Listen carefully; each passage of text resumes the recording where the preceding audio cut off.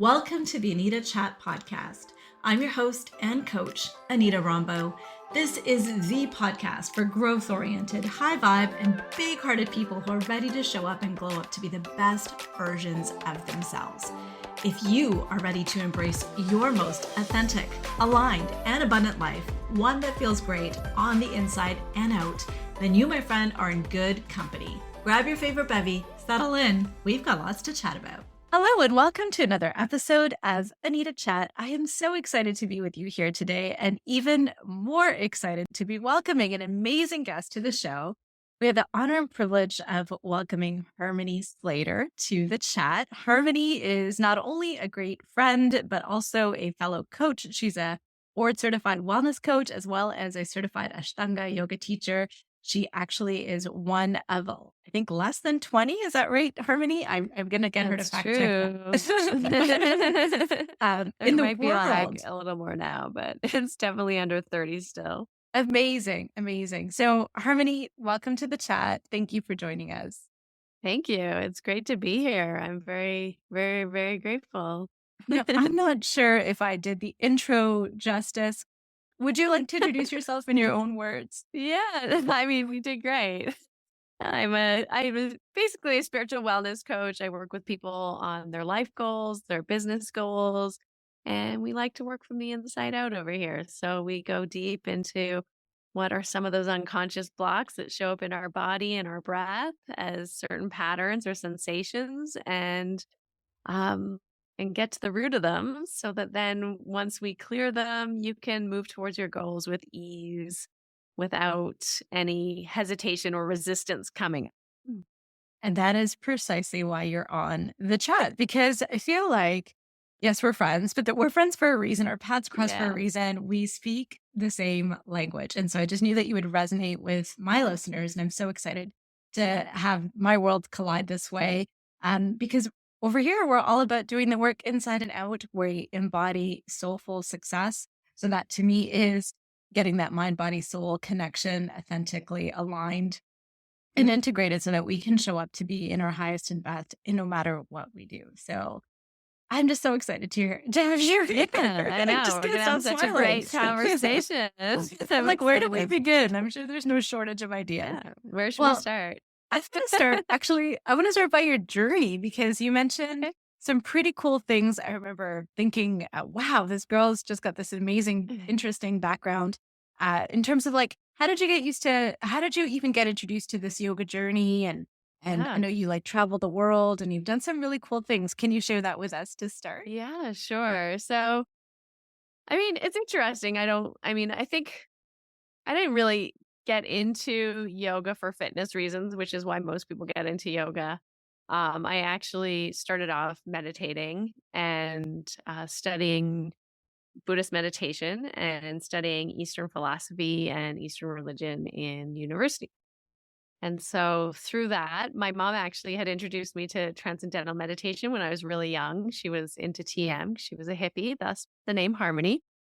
And so I'd kind of, I'd been introduced to meditation. I was into like plant medicine and all kinds of, experimentation as a teenager. And so definitely in the I guess hippie spin-off era and really into exploring the psyche and mind-body connection and psychic powers and different things like this. So going into degrees in philosophy and religious studies kind of fit that interest and that path. And I went to China in 2002, and I'd been doing a little bit of yoga, actually. I wanted to reduce the anxiety I was having because I grew up very much embodied as a ballet dancer. So doing a lot of body work in that realm of dance. And then had completely stopped that, and totally different story for another time, but ended up going full headfirst into studying at university and doing 2 degrees at one time, which was a lot, and experienced this real kind of mind-body disconnect and was starting to get a lot of symptoms of anxiety and just like mind spinning and not being able to slow down my thoughts. And my mom suggested, she said, well, I know you don't want to do dancing anymore, but maybe there's something you can do to get back in your body, like yoga. So being the hippie that she was, and I thought, okay, why not? And I had done some yoga before, been introduced to it through modern dance. And I thought, okay, I'm going to go check it out. So I started practicing a little bit of yoga, and it was like right away, I felt so much better. It was like connecting into something solid, something real, something that was out of my head and into my body again. And it really felt like a complementary practice to the meditation I had been doing as well. And so when I went to China, I was really into meditation. And through my meditation practice, came back with this clear message of like, you need to do more yoga. So I was like, okay, I'm going to do some more yoga in conjunction with the meditation. Uh, a couple of years pass, and that took me to India, to Mysore, which is in southern India, outside of Bangalore. And that's where my guru lived and taught Ashtanga yoga. And so I stayed there for my first trip was 4 months, but I returned every year, um, pretty much for the next 15, 16 years, practicing and learning and studying Sanskrit and also transcendental meditation. I actually met one of the main disciples of the Maharishi Mahesh Yogi there, who was still teaching meditation and philosophy, and just dove totally into India in all of her, ancient wisdom and practices, learning Ayurveda, learning yoga at a very, very high level from this guru and then his grandson after he passed. And eventually came back to Canada and started my own yoga school in Victoria, British Columbia. So that was Yeah. sort of my journey in the Reader's That is Digest beautiful. version. And so many cool parallels, which I kind of knew, but I didn't know. So I'm really glad that I asked this question. Yeah. First and foremost, I too taught myself to meditate when I was like 7. I'm Indian by background, so that ancient wisdom is kind of been part of something that I've just naturally been accustomed to. Although I wasn't born and raised in a house that meditates, so my parents often kind of laugh at me, and they just jokingly kind of wonder, like, what happened to you? Like, how are you so different from us in this way? Where did you get this from? And I think That's it was so just funny. meant to be. And then my aunt showed me the way to my yoga mat when I was in early high school. I'd say grade 9, grade 10. I would accompany her to her yoga classes held in the middle of nowhere by our teacher, Arundhati, or her teacher, Arundhati, who was also of Canadian descent, and she learned from Maharishis in India, and she was all clothed in bright orange, and it was just such an odd experience, but it was really great, and that got me hooked onto yoga. So yoga and meditation have been 2 pillars of my life as well. And then you mentioned you did 2 university degrees at the same time, and you felt a little disconnected. But I kind of did something as foolish as that. In hindsight, we're like, what were we thinking? I'm sure, right? But when I was, I was like, get it done, Yes. efficiency. I totally understand, because I, at one point after practicing occupational therapy for 10 years, felt like I was ready for something different. I just didn't know what it was. I was waiting for the signs. And then the moment finally came where it was like, okay, I'm going to do my MBA. And that's going to be the way to either open more doors and go into a completely different industry if I want to leave healthcare altogether, or, just advance my own practice, which I had just started and was very successful in, but realized I knew nothing about raising a business. They teach you how to be a therapist, but not to raise a business. How do I do this? So I worked full time as a OT with a full caseload, and did my MBA full time. So there was case presentations and all sorts of lectures and all of the things. And I became so dysregulated that's actually when my celiac disease, an autoimmune condition, surfaced for the first time. And so that just brings me to something that I think I want to dive deeper into with you, which is nervous system regulation. and the whole mind body connection. So both of us being so attuned to that mind body. And can I add soul or spiritual connection Sure, to that as yeah. well? For What are, 100%, yeah. what are your thoughts on nervous system regulation? Like, what is it? Mhm. Let's go deep on Well, that. yeah, let's do it. So I think I became really interested in our nervous system and brain. Probably again, if I take it all the way back, if I go all the way back, I always was interested in biology and the way that our bodies worked and human biology and just knowing the science behind it. It's sort of something that I enjoy just out of pure pleasure. And then when I was in university, I was taking a lot of psychology. I did a minor in psychology. So, of course, I took a neuropsych class, and that was like, whoa, this is amazing. Did you do bio and psych? Yeah, those are my like Me science. too. Yeah, Oh this my is God, why this we is speak so the same trippy. language. Yes. And then we just Uh, layered the spiritual element on top of it. yeah. Oh and my then- God. Exactly. And then when I was in India, I did a lot of studying of pranayama with another teacher who became like my main teacher and guru there. He's from a different area in India, Lonavala, India, which is in between Mumbai and Pune. And so when you learn about pranayama, it's very interesting because it's very much connected to our nervous system, especially the autonomic nervous system, right? Which is the one that everyone's interested in these days, right? Which is our fight or flight response or our rest and digest response. And so when people say their nervous system's dysregulated, this is usually the nervous system that they're referring to, right? Is this branch of the nervous system, which is the autonomic nervous system. Autonomic sounds a lot like automatic, and there's a good reason for that. It's because it's the parts of our body that happen automatically, right? We don't really think about our breath. We don't think about our heart rate or our digestion or our reproduction or any of these things. They just happen automatically in our body.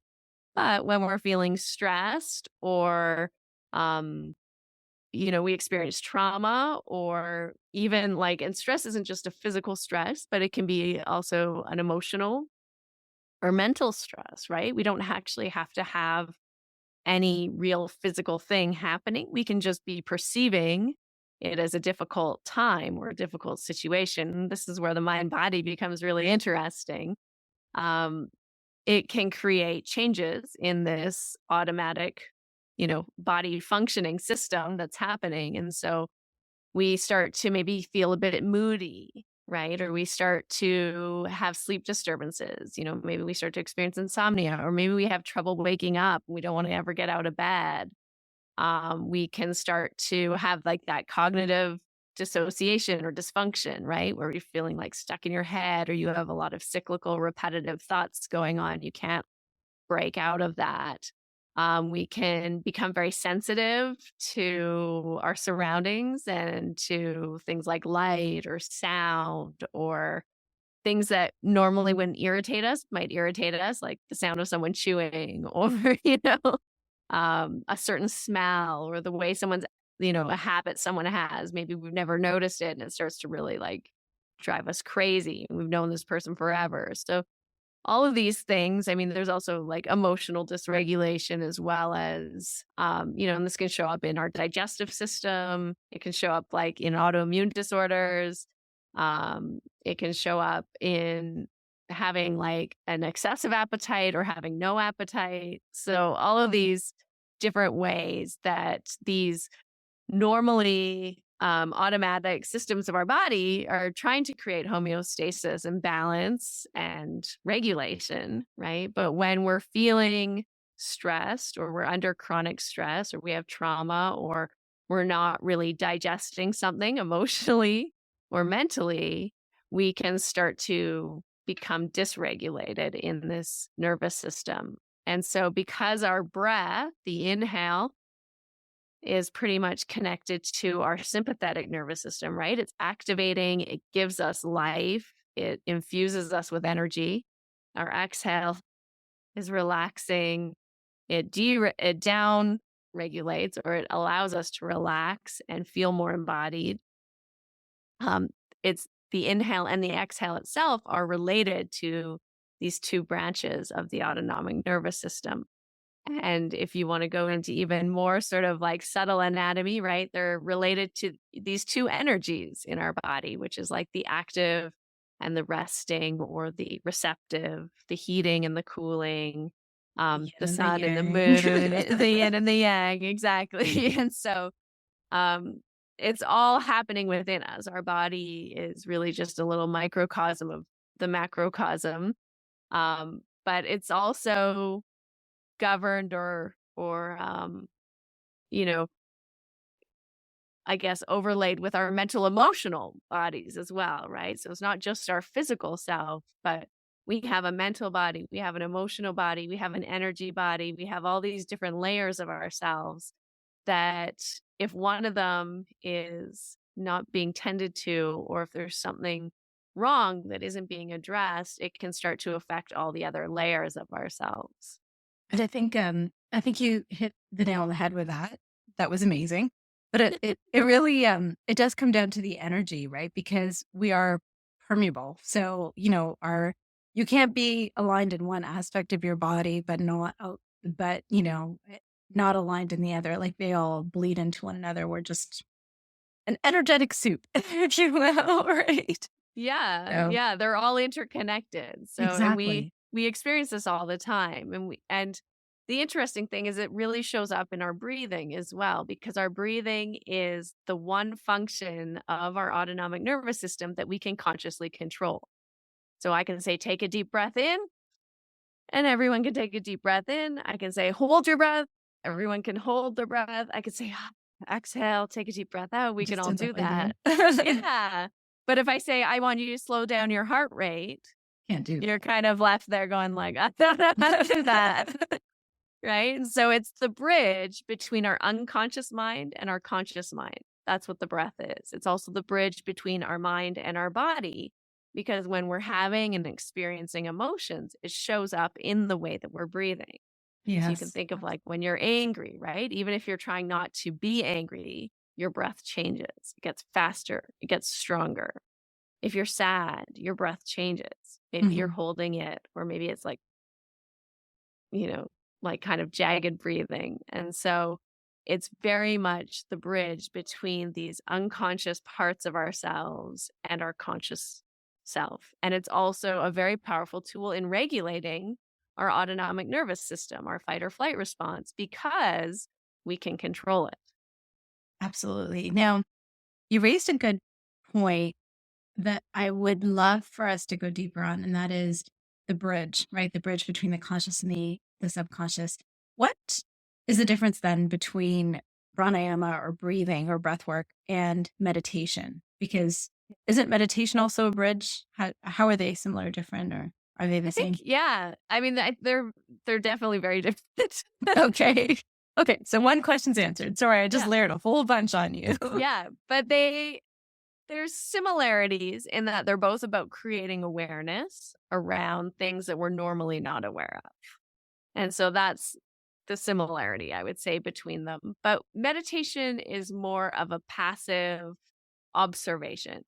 And so you're picking an object, whether it's your breath or your body or sensation, or you can meditate on an object or light or a sound Or or an mantra. image or a mantra, or you can even meditate on your thoughts, right? You can just like watch and observe and see what thoughts come up to the surface and watch them arise and fall and change and move. So it's very much about bringing the awareness to the act of observation, to kind of like separate the awareness and the seer, right? So you're noticing that you're noticing. So you're taking the 30,000-foot view. Yeah. Okay. Yeah. And then if you're noticing that you're noticing, or if you're seeing that you're observing, Yeah. then what you're observing can't be you, because you're seeing it. Right. Right. And so in that way, you start to see like, oh, I'm not my thoughts. Right. You're I can connecting more to have, the essence of you. yes, exactly. So you can exactly step back and kind of be in that space of observer or awareness. And then your mind's going to take you off on a different direction, a different tangent. And then you're going to realize like, oh, I'm in Hawaii sunbathing. And then you're like, oh, but I'm actually here observing my breath or observing my thoughts or chanting my mantra. And so it's a continual process of kind of remembering, And right? coming And back to coming yourself. Yeah. Coming back. Okay. So what is breath work then So in then, comparison? yeah. So then breathwork or pranayama has that same aspect of awareness in that we're aware or watching, observing our breath, but it's much more of a controlled process. So we're using the breath like a tool to change something in our physicality or in our mind, like to change our state in somehow. So it's more active.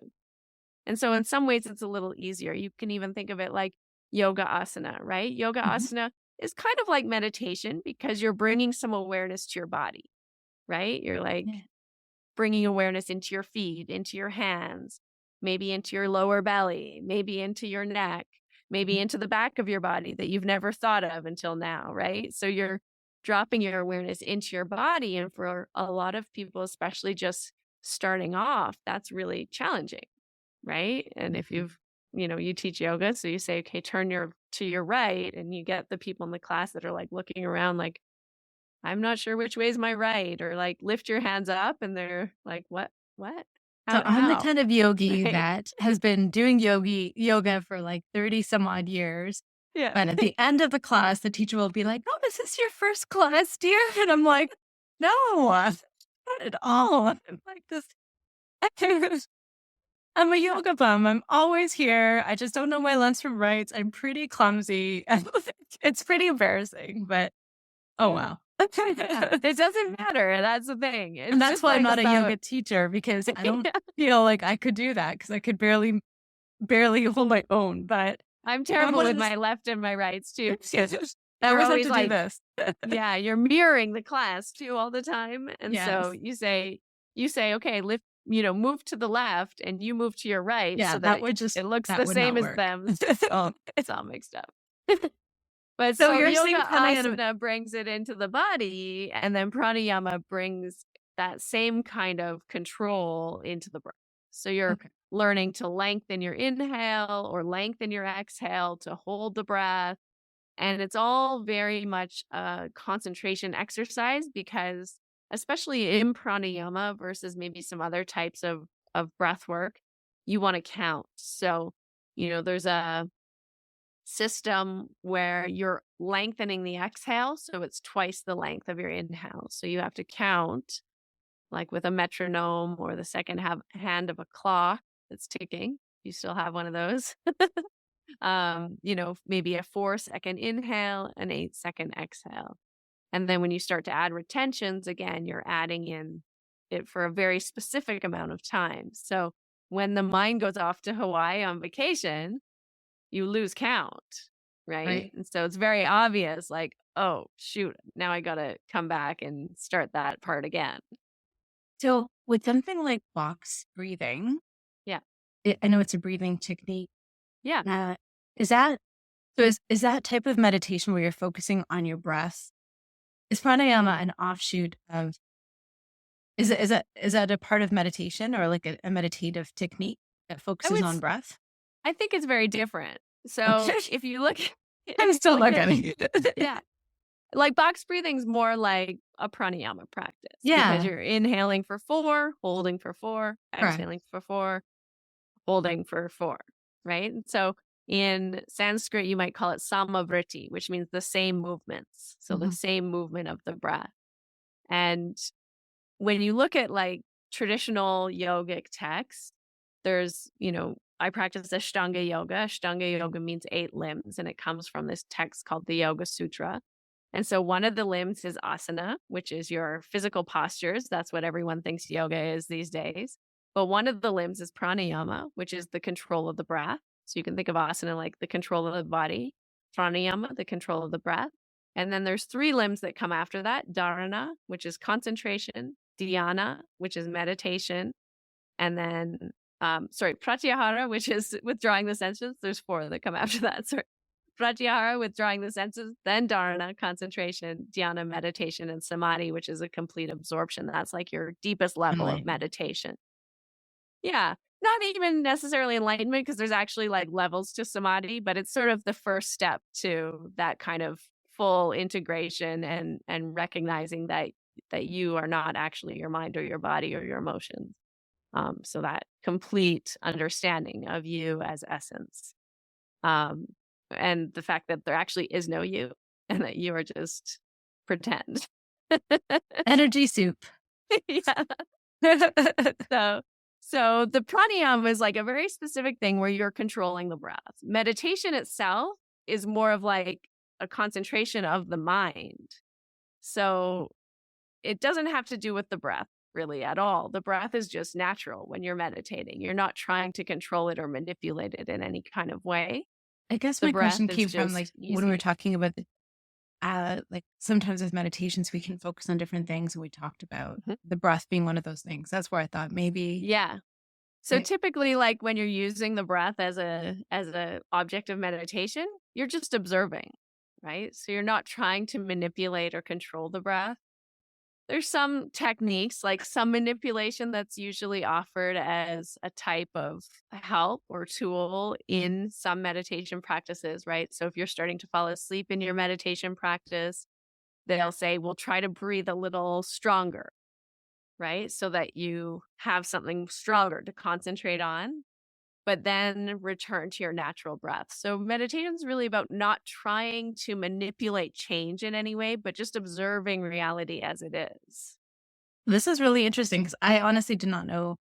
I mean, I practice the box breathing and stuff like that, and I know what pranayama is, like just again Yeah. leaning onto my roots, but the deep dive into what are the differences, and I haven't really picked that apart or thought about it. So this has been really lovely. Thank you. Yeah, pleasure. Okay, so we've talked about nervous system regulation through breathwork and meditation and yoga. There's like many different tools. And Yeah. I think if I heard you correctly, you mentioned that pranayama is probably an easier one for people to adopt, just a good thing to have in your toolkit. So for anyone who's starting out in a breathwork practice, do you have any tips, tricks, or like anything that we can do to like kind of ease into this? Yeah, definitely. So I think, yeah, especially for people who are like, I can't meditate, right? I hear that a lot. I hear that a Yeah. lot with my clients. Yeah. Yeah, they're like, I can't meditate, right? And there's something to that, because also if your nervous system is a little bit dysregulated, or you're in a pattern of hypervigilance, or you're in a pattern of hyperactivity, where I don't mean like hyperactivity, like the kid running around, but we're kind of like that. Our inner child's kind of running around inside us, trying to Yeah. like do all the things and put out all the fires, right? Especially as like a woman in middle age with children and family responsibilities and a job and all the things, right? And running our own empires. Right. So you are constantly thinking, like, you have the to-do list with 99 items on it. And every time you check off one item, a new item gets put on. 100%. And so your nervous system's like, that's stressful. Like, I get stressed thinking about it. So, in order to sit and just like watch your thoughts and not like try to manipulate reality, but just like accept reality as it is very difficult when you're in this state where you're feeling like you have 99 things to do already, right? It's hard to sit still. It's hard to sit down. It's hard to meditate. But if you say, okay, I'm going to sit, and I'm going to sit for 2 minutes or 5 minutes or however many minutes you have, and I'm going to count my breath and I'm going to focus on my breath, all of a sudden, now you have something to do. So you're giving the mind that feels like I'm too busy, I have too much to do this. You're giving it a task. And if you can connect that task to, something you value, like, this is going to help me focus more. This is going to help me feel more concentrated, or this is going to help me feel more relaxed. This is going to help me connect to my kids in a more meaningful way because I'm going to be more present. So now we've given it some value and priority in our life. The mind's going to be more willing and accepting to do it. And so it can be really, really simple. The very, very most simplest thing is to inhale and count how long you can inhale for, and then exhale and try to lengthen your exhale to be double. So that's like the very most simplest kind of practice. It's just inhaling and then lengthening your exhale. And there's a couple of beautiful things that happen when you start to lengthen your exhale. So simple, but it stimulates your vagal response. And so maybe some of your listeners know this. There's a lot of talk these days about the vagus nerve, the 10th cranial nerve that comes down from the brainstem down through the throat, and it moves and it wanders and it has like offshoots and off branches that touches every single organ inside of our body, and it terminates in your pelvic floor. And so when you start to lengthen the exhale, it starts to stimulate this vagus nerve. And what this vagus nerve is you can think of it like the brakes. And so, your car, when the faster you're going, right, you have to, in order to slow the car down, you have to put on the brakes. And so as you start to lengthen the exhale, it's like you're starting to apply the brakes to that part of your body that's activated, that's going 100 miles an hour. And so it starts to move you automatically into a more relaxed state, which allows all kinds of beautiful things to happen. We can connect with the people around us more deeply because we're present and we're relaxed.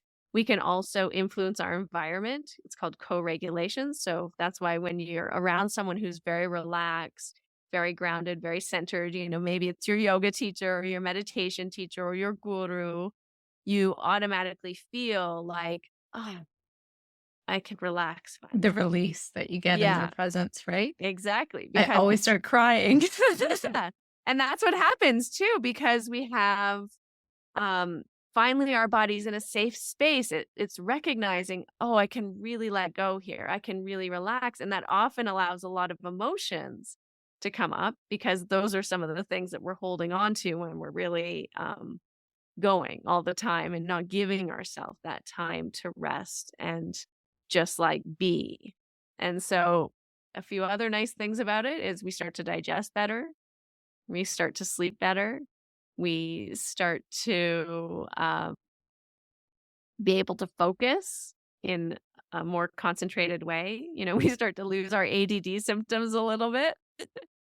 And it really just allows us to come back into that homeostasis, into that more balanced state. And I mean, there's all kinds of different pranayama exercise you could do, like even box breathing is a very simple one. That's what I do. That's what I'm aware of. Yeah. And sometimes that holding of the exhale can be a bit stimulating for people. And so a lot of times clients will say like that the pranayama or the breathing exercises create anxiety for them.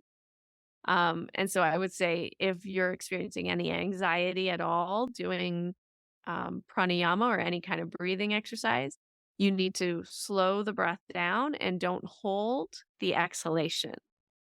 So you would just do inhale, maybe hold. Anytime you hold, it's going to put a little bit of a stress in your nervous system. And like anything, right? We know there's eustress or like bad stress. So a little bit of stress can be good, especially if you recover after with that nice long exhale. If it's too much, it's too much. Don't hold the breath. And then you can either just lengthen the exhale for double, or you can make it even if you want. If you're not holding the exhale, I would say try to lengthen the exhale. So you raised another good question from I'm always curious, and I'm always like interested in, all things self-discovery, personal growth, any kind of tools I can have, I love.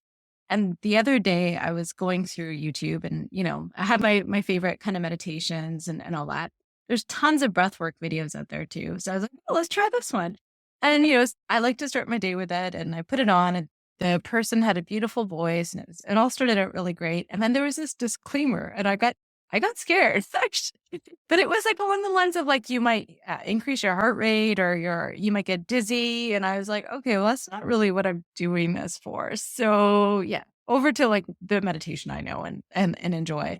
But is that true? Like, was it inaccurate? Can that happen? Why does it, like, I'm assuming it's because you're manipulating your breath to achieve those results, but why would anyone want to Or is that just a So medical disclaimer to say no, this? I would say, I mean, when I was taught pranayama in India, they would, my one teacher, my one guru who taught asana, he wouldn't teach anyone pranayama until they were at a very advanced stage in asana. So you couldn't just show up and be like, teach me breathwork. He'd be like, no. First I of all, guess you're not leading us through a breathwork practice today. no, Harmony. not Okay. at all. No, Okay. I'll do it because I have some, I do it in a slightly different way. His pranayama practice was very intense, but he would say if you practice yoga incorrectly, if you use the breath incorrectly, you can, mess up your nervous system, and it's very difficult to fix. You need someone who really knows how to fix it to fix it. And so, um, there's a lot of yogic circles, especially when I was coming up, breathwork was not popular. I mean, now I think the breathwork industry is like growing like Exploding. 300% in the last year or something like that. Look at you. You're so cool. Yeah. But when I started, nobody was teaching it. It was very difficult to find anyone teaching anything more than like box breathing, or Andrew Weil. He teaches like that 3-7-8 breath, which is also just like an adaptation from yogic breathing. Or just some simple like alternate nostril breathing. Yeah. Nobody was really teaching, like breath work wasn't a thing. It was either pranayama or that's or nothing really. And Harmony, this is where I'm saying, like, we were trailblazers. We are still trailblazers because we adopted these practices in our parallel lives. We stumbled upon them as our toolkit, but this is way before the time of any kind of mainstream. Like, to be honest, as a brown girl, like I was bullied relentlessly for my background, for my color, for looking different. And the things that I did, these were the tools that helped ground me and get me through some very, very challenging times. Like, I feel like the universe placed these tools in my path so that I could survive and be, that was my coping mechanism. But teaching myself to meditate, you couldn't talk about meditation back then. This is before going on to a YouTube video and like finding how to. Like, I remember we went to ashram in the Pocono Mountains. The Himalayan Institute is from Swami Ram founded it, and he was one of our gurus. And in the ashram gift shop, I threw this temper tantrum. I was 7 years old for a cassette tape. It was sky blue with a magnolia tree. And my mom was just, again, they didn't speak my language. So here we are sitting there for a whole weekend eating bland food that's like organically grown. This is before the time of organic food, right? And they're like, where's the spice? Because we're like Indian, right? And I'm like, there's no spice. And then we're having, bland food and sitting in his darshan and doing kirtan and doing yoga. And I found this tape and I was like, I gotta have it. And I just like, like a baby, a kid crying for a Barbie doll or something. That was me crying for this meditation.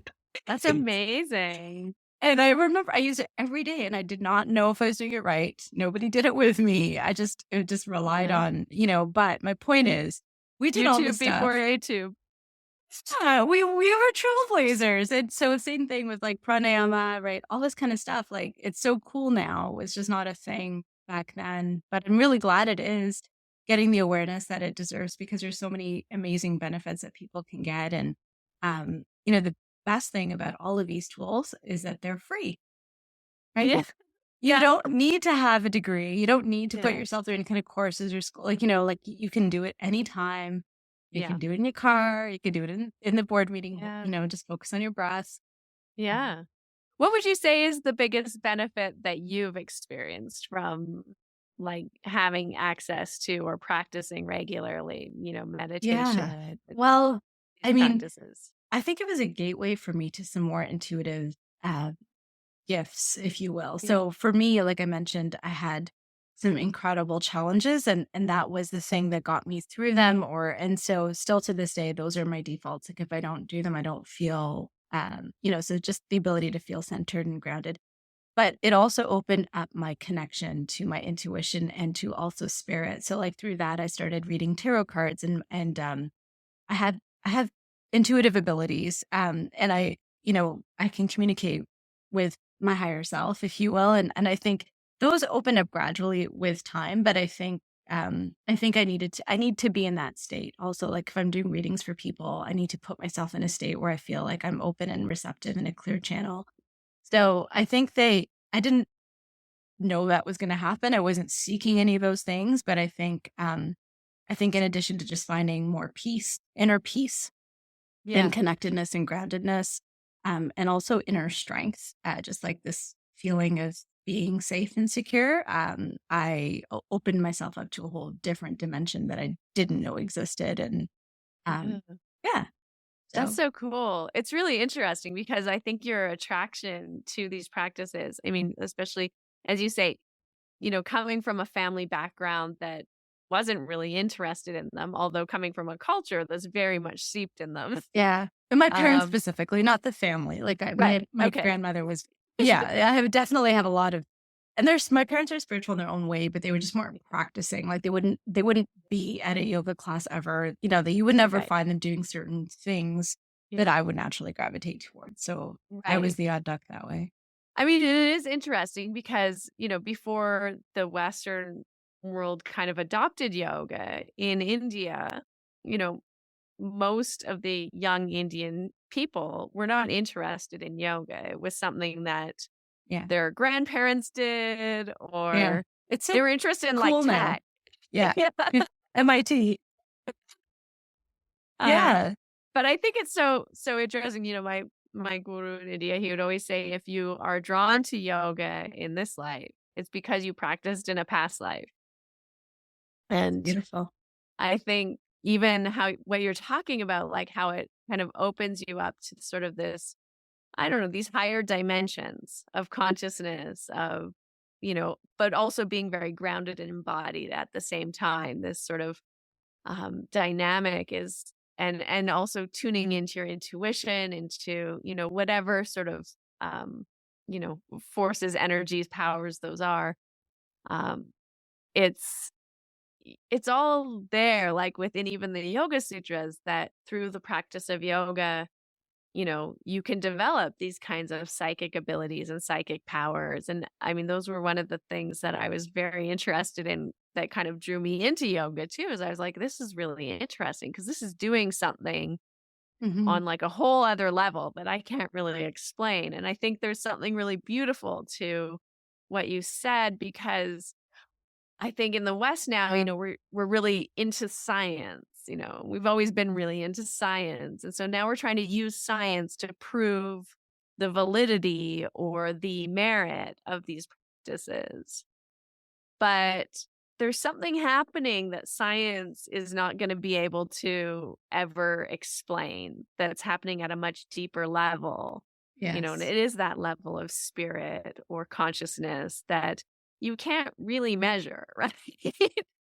Absolutely. And I would say, like, even in my own personal journey or evolution, like I talked about like how these tools found me, right? I didn't, or, Yeah. and then Yeah. on top of that, they've been a part of my life for a long time. But living in the West, right? But coming from an Eastern background, I was, it didn't feel safe for me to embrace. It was safe for me to embrace it, but behind closed doors. It wasn't mainstream enough for me to be out there, right? And I was already getting kind of a lot of backlash for other like things related to my ancestry and my background. So I didn't feel safe. And I would say it's just recently, like I would say maybe the last 2 to 3 years, that I feel like I've really embodied all aspects of me. So I went on and I did 3 degrees and I specialized in psych bio or biopsych, just like you. And I became a therapist. I did my MBA. So like I'm all about the mind body connection, right? Yeah. I'm all about working with people one-on-one. I'm all about digging into data and a good strategy through the business piece, right? Yeah. But the one part that was missing was like, yes, I had all these academic accolades and all these great, on paper accomplishments. But the one piece that was missing about me standing in my truth and in my integrity was that whole spiritual piece, which was always a part of me, but always felt like needed to be hidden.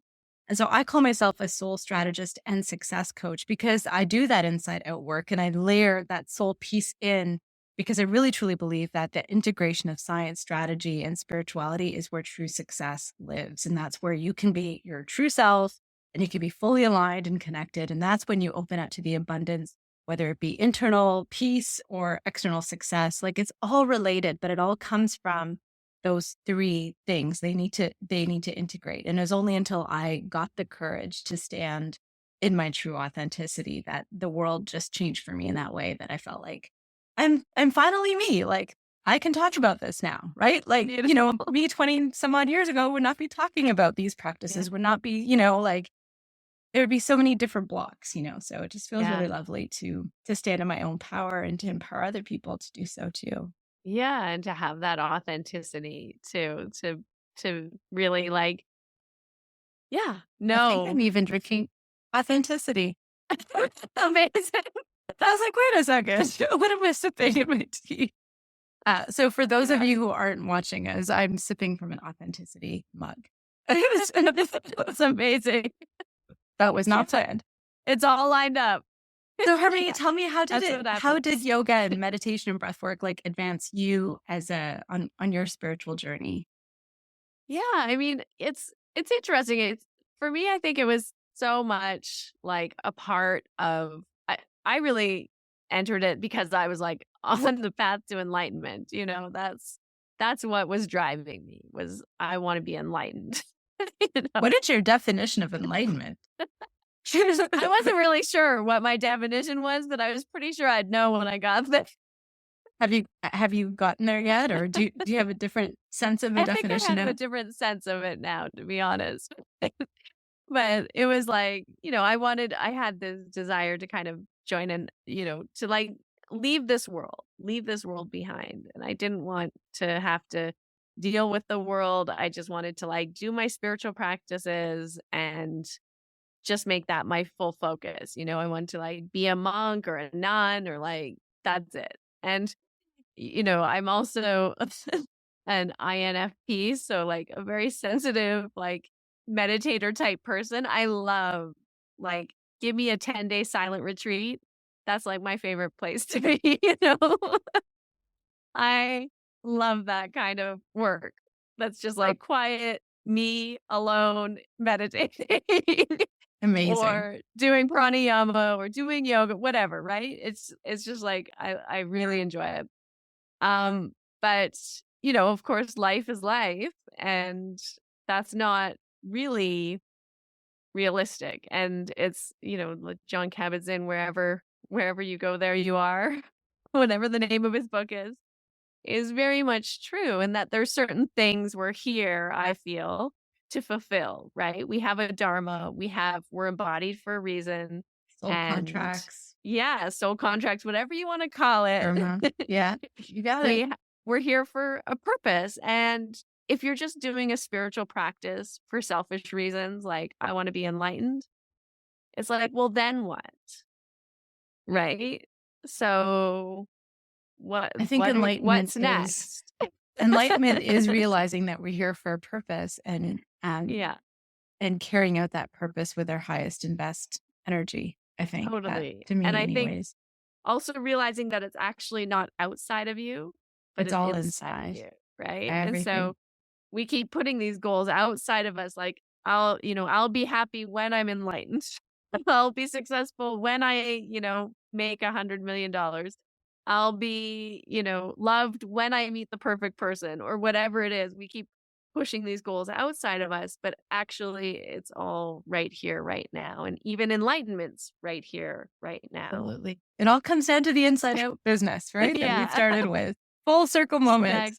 Exactly. And so I think that was like a moment of real awakening, in that it was, that it flipped things, right? And it allowed me to then recognize that being in the world and, being a mom and building a business and being of service to people was actually the highest spiritual practice you can do, because it's the one that makes you see yourself the most clearly, right? Because anything that you're seeing in someone else is a projection of your own self and the work that you have to do, good or bad. And so it's sort of a beautiful kind of like mirror world that we're living in. That's so profound. That's really here for our growth and our evolution on all levels, right? Okay, Harmony, I feel like I've talked your ear off, and thank you. I just love this so much. Okay, so before we leave, Yeah. I have had the pleasure of having a breathwork session facilitated by you before, and Yeah. it was heaven. It was so good. Okay. Would you be so kind? Would it be okay For if you led sure. us through something? Okay. Yeah, I'd All love right. to.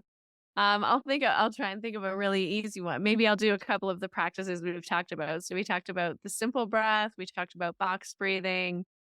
We briefly mentioned alternate nostril breathing, but maybe we'll leave that one out because it requires a little more nose manipulation. Sounds good.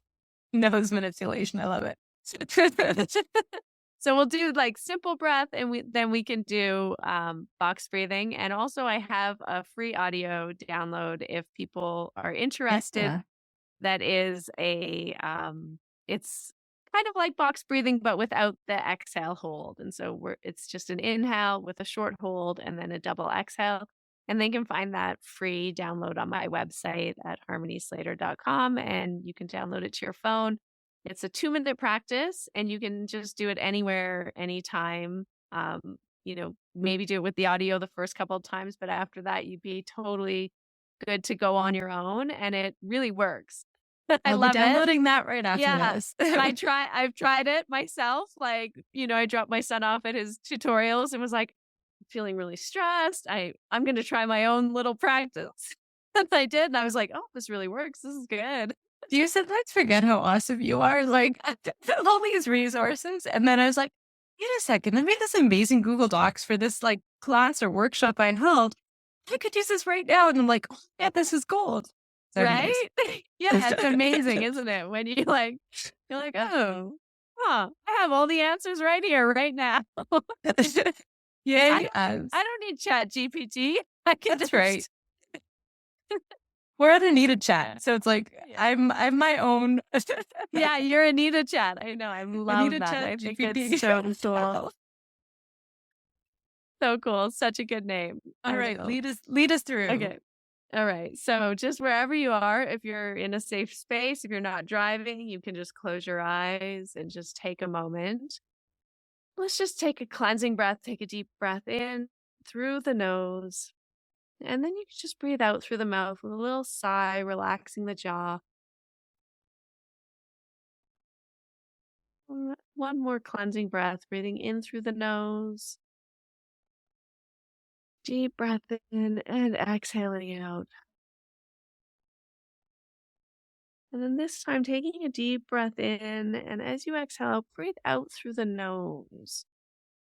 And if you're familiar with yoga breathing, where you're slightly constricting the glottis, you can use that type of ujjayi breaths, it's sometimes called, but it's just like a benevolent Darth Vader. It's just going to help you to control the breath a little bit more, or ocean breathing, sometimes it's called. So wherever you are, just exhaling all the air out. We'll start with just simple breaths. We'll do 5 of them. So inhale, inhaling through your nose, maybe a slight pause at the top, and then exhale through your nose. Lengthening your exhale so it becomes twice as long as the inhale. And then again, inhaling through the nose. Maybe a little pause at the top, and then exhale through the nose. Continue to lengthen that exhale. Again, inhale. A little pause and exhale.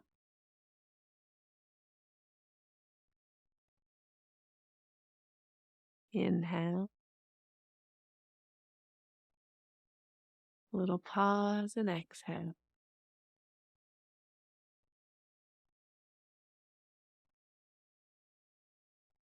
One more time. Inhale. A little pause and exhale, lengthening the exhale to be twice as long as the inhale. We'll start box breathing now. So we're going to inhale through both nostrils. Pause at the top and hold. Exhale through both nostrils. And pause at the bottom of your exhale. Inhale through both nostrils.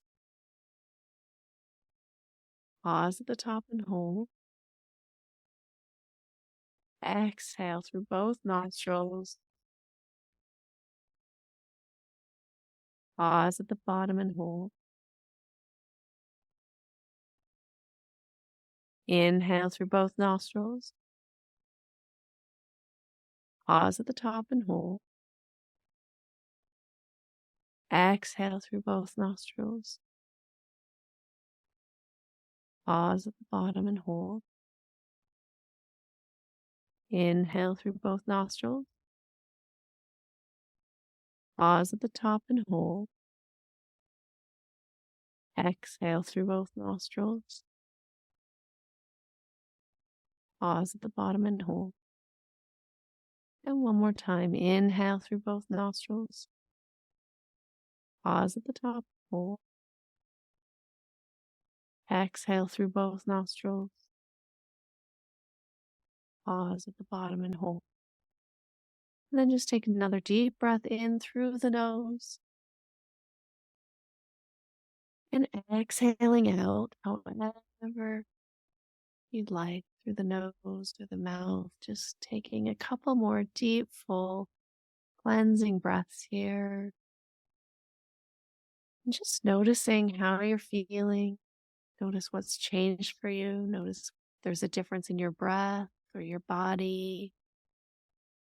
Maybe there's a different sensation in your mind, in your brain, maybe even in your energy. And just allow your breath to become natural. Whenever you feel ready, and just begin to open your eyes if they're closed. Come back into our space together.